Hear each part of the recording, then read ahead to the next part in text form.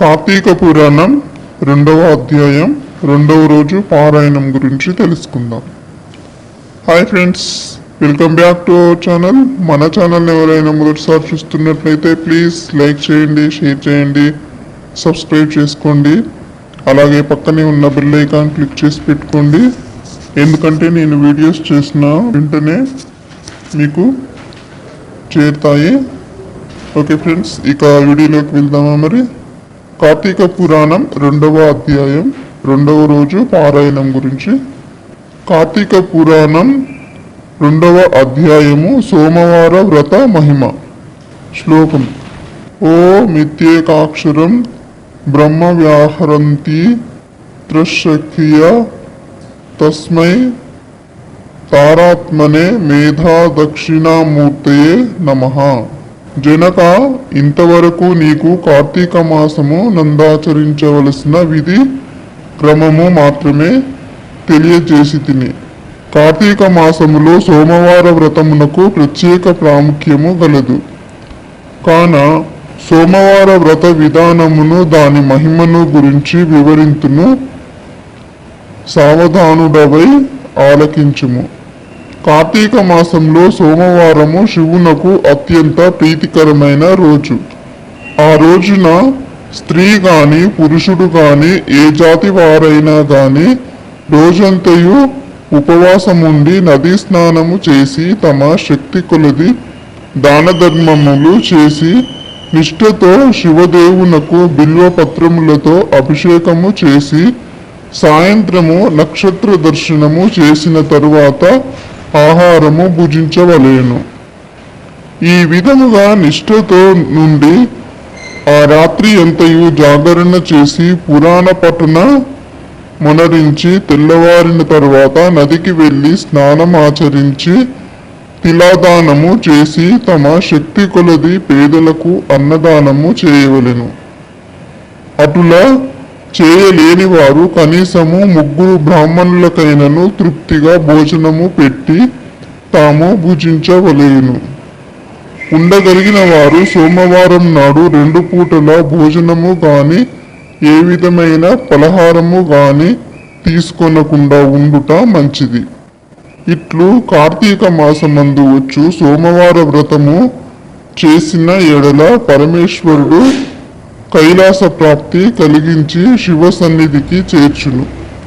భర్త లేని వితంతువు సోమవార వ్రతమును ఆచరించి శివ పూజ చేసినచో కైలాస ప్రాప్తియు, విష్ణు పూజ చేసినచో వైకుంఠ ప్రాప్తియు నొందును. దీనికి ఉదాహరణగా ఒక ఇతిహాసము కలదు. దానిని నీకు తెలియపరిచెదను, శ్రద్ధగా వినుము. కార్తీక సోమవార ఫలముచే కుక్క కైలాసమందుంట. పూర్వకాలమున కాశ్మీర దేశంలో ఒక బ్రాహ్మణుడు కలడు. అతడు పురోహిత వృత్తిని చేపట్టి తన కుటుంబమును పోషించుకుంటూ ఉండెను.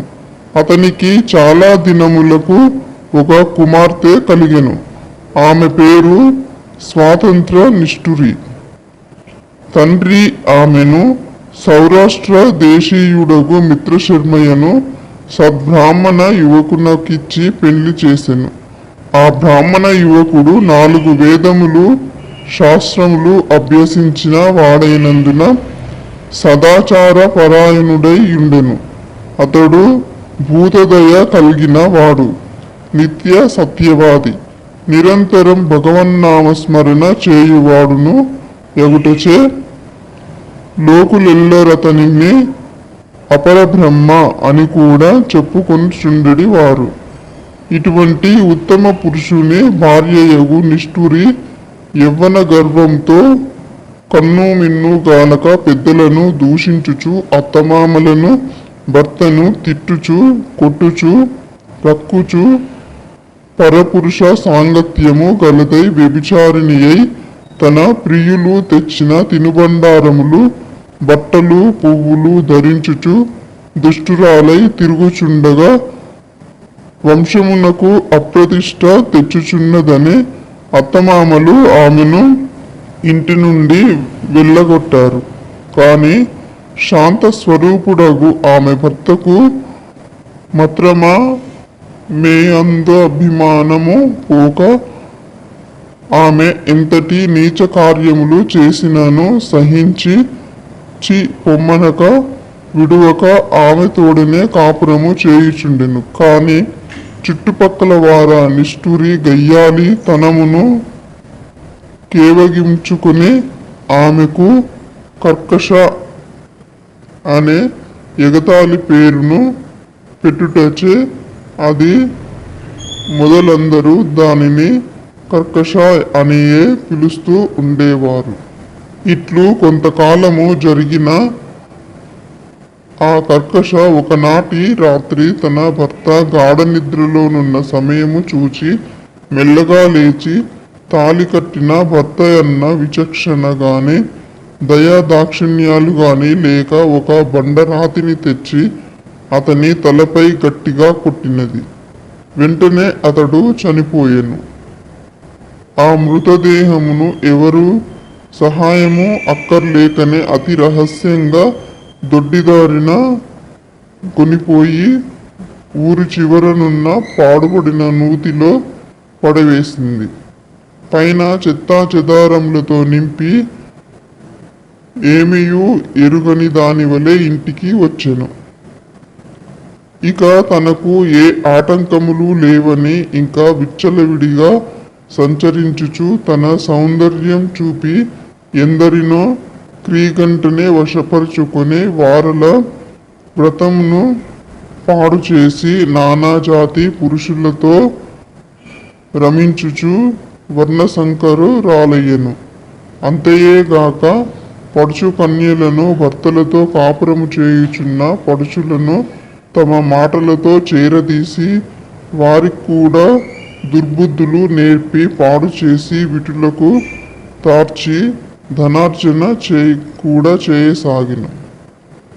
జనకరాజా యవ్వన బింకము ఎంతో కాలముండదు గదా, కాలం ఒక్క రీతిగా నడవదు.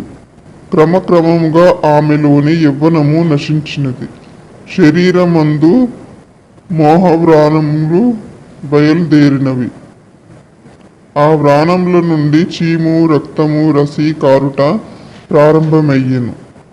దానికి తోడు శరీరమంతా కుష్ఠవ్యాధి బయలుదేరి దుర్గంధము వెలువడుచున్నది. దినదినము శరీర పటుత్వము కృషించి కురూపియై భయంకర రోగములతో బాధపడుచున్నది. ఆమె యవ్వనములో ఉండగా ఎన్నో విధాల తృప్తి కలిగించిన విటులయే ఒకరు ఇప్పుడు ఆమెను తొంగి చూడరైరి. ఆ పరిసర ప్రాంతానికి వెళ్ళిన ఎడల తము నెటులైనను పలకరించునని ఆ వీధి ముఖమైనను చూడకుండిరి. కర్కశ ఇటుల నరక బాధననుభవించుచు పురుగులు పడి కొంతకాలంనకు చనిపోయినది. బ్రతికినన్నాళ్ళు ఒక్కనాడైన పురాణ శ్రవణమైనను చేయని పాపిష్ఠురాలు కదా. చనిపోయిన వెంటనే భయంకరమైన యమభటులు ఆమెను కొనిపోయి ప్రేతరాజగు యముని సన్నిధిలో నుంచగా యమధర్మరాజు చిత్రగుప్తుల వారిచే ఆమె పాపపుణ్యములు జాబితాను చూపించి, భటులారా, ఈమె పాపచరిత్ర అంతంత కాదు, వెంటనే ఈమెను తీసుకువెళ్ళి ఎర్రగా కాల్చిన ఇనుప స్తంభమునకు కట్టబెట్టుడు అని ఆజ్ఞాపించెను. విటులతో సుఖించినందులకు గాను యమభటులు ఆమెను ఎర్రగా కాల్చిన ఇనుప స్తంభమును కౌగిలించుకోమని చెప్పిరి. భర్తను బండరాతితో కొట్టి చంపినందుకు గాను ఇనుప గదలతో కొట్టిరి. పతివ్రతలను వ్యభిచారులుగా చేసినందుకు సలసల కాగిన నూనెలో పడవేసిరి. తల్లిదండ్రులకు అత్తమామలకు అపకీర్తి తెచ్చినందుకు సీసము కరిగించి నోటిలోనూ చెవిలోనూ పోసి ఇనుప కడ్డీలు కాల్చి వాతలు పెట్టిరి. తుదకు కుంభీపాకమును నరకములో వేయగా అందు ఇనుప ముక్కలు గల కాకులు, విషసర్పాలు, తేళ్ళు, జర్రులు కుట్టినవి.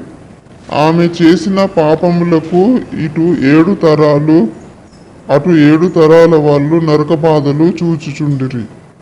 ఈ ప్రకారంగా నరక బాధలను అనుభవించి కడకు కళింగ దేశమున కుక్క జన్మమెత్తి ఆకలి బాధ పడలేక ఇల్లిల్లు తిరుగుచుండగా కర్రలతో కొట్టువారు కొట్టుచు తిట్టువారు తిట్టుచు తరుమువారు తరుముచుండిరి.